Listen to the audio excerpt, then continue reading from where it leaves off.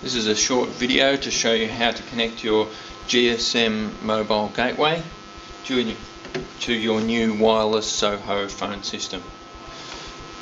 Initially unpack your equipment and plug it in and power it up. Now take the GSM mobile unit, remove the cover at the back. There's a bracket for the SIM. Press to the right and then it'll fold up. Take the SIM card with the circuitry at the bottom and the notch at the top, slide it into the cover like so and fold it down and clip it in. Next we can power it up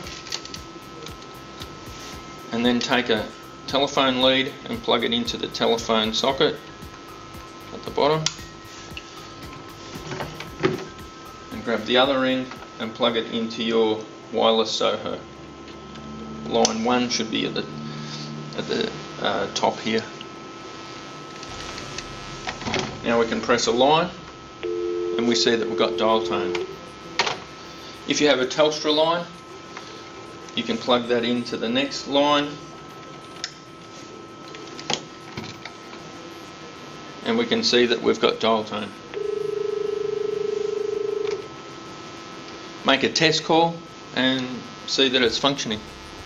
You might want to install this close to a window and put the external antenna on it for better coverage. Thank you.